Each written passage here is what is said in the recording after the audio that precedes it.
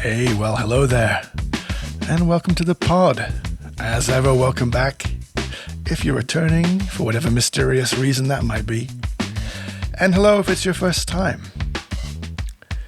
Now, today, we're going to talk about a little story of record making and me trying to become a producer.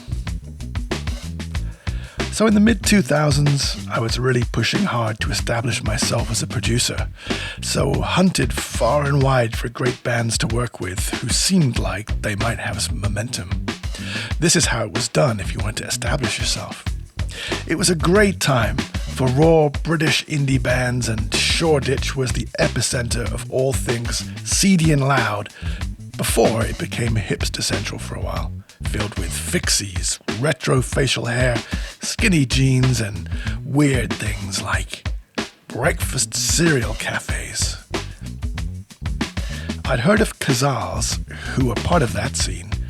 They seemed pretty hungry, scrappy, and had done an indie single with the, now hugely successful Paul Epworth, himself at that point still climbing the greasy producer pole, though he was further up it than I was. By then, I'd also produced some B-sides for a signed band called The Rakes, whose album Paul had also produced. Do you spot a trend here? It gets worse later, by the way. And I went to see them in Oxford, and who was opening? Cazals.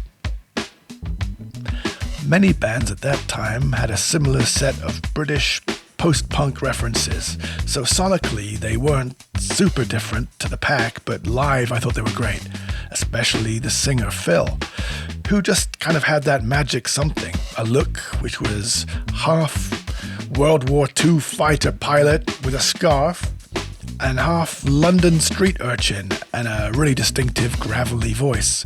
The band could all really play and looked cool together as a unit, so I reached out and asked if they'd be interested in working together. They said yes, and so I did a track for them for free, which became a single.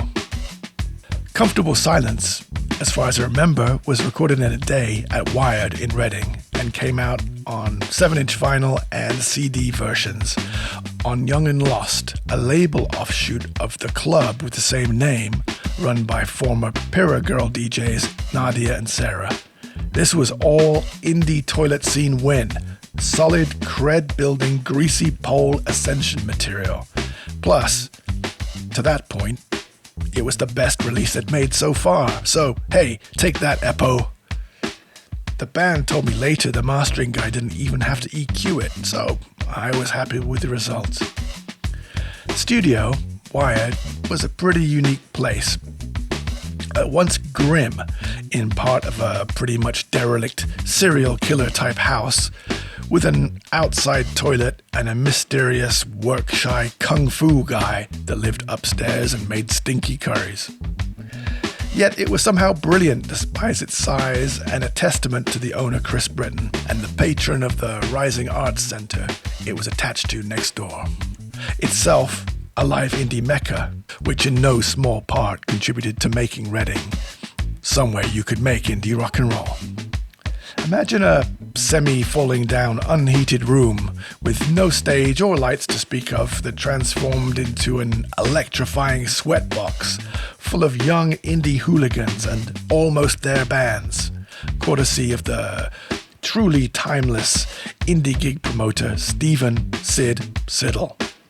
The man should also have a blue plaque for his services to indie music. In fact, all of that crew should. Time passed after the single, and my currency was slowly improving due to the relentless grind, and by then I'd secured management with a well-known UK producer-manager. Sometime later, their manager reached out to mine, fancy huh? And the new plan was to do some tracks as the key to inking a deal with a French label that was very interested. Now, we recorded it at the Doghouse near Henley, a residential place, and they turned out great. I tracked a 2-inch tape and then dumped it into Pro Tools, all very rock and roll. Unfortunately, their manager, Sean, was a notoriously sketchy individual. Didn't pay the bill for the work. Well, More specifically, he wrote a bouncy check to my manager, which never cleared. And in those days, believe it or not, the bank charged you if someone else's check bounced. So we had to pay for that. And then they all ghosted us. This did me no favors for my mood or the relationship I had with the studio owner, of course. And shortly after recording these tracks, yep, indeed, they did get a deal with Kitsune Records and made a record somewhere in France. Interestingly, the label was a departure from what they actually did live, maybe as the label was more dance-orientated, and I suspect that it was impossible to truly translate live, and all in all, it didn't quite work. I suspect that Martin, the very talented bassist/band leader, who was very into production himself, loved it, but taking a great live indie guitar band and doing that to them was a huge mistake.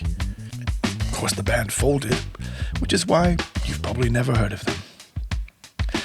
At the time, you take these things very personally, but it's necessary to learn the lesson that bands rarely are your friends, and you're often just a stepping stone to the next destination, be it a bigger producer, label, or whatever it may be. So, even though you put your heart into something, keep one eye on the money, as it may be nothing more than a transaction, and you need to make money to survive. But try not to focus on that, focus on the now, and try to at least be great and deliver the best work you can every time. If you're an engineer or producer just starting out, it's true, it is a long way to the top if you want to rock and roll, just like they say. And you have to at least set down the road if you want to get anywhere. It's gonna be bumpy. Worst case, you can look back almost 20 years later and be proud of the ratty little indie records you made with all of these bands, with a sense of happiness and pride, especially if you manage to keep going.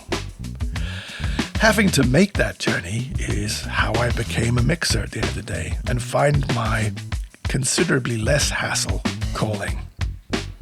Now, what of this now, not so young, but pretty much lost single? Now it's 19 years old. Down below there's a link to what I think is the only existing version of the song out there, as the vinyl and CDs are rare as hen's teeth, and it isn't on any streamers. Enjoy the smell of the mid-2000s UK indie club scene. And if you're an artist, you're making music, and you're looking for a mixing engineer to collaborate with, just drop me a mail. I'd love to hear what you're working on. Just don't ask me to produce you if your manager doesn't have the money. I'll see you here next time on the pod.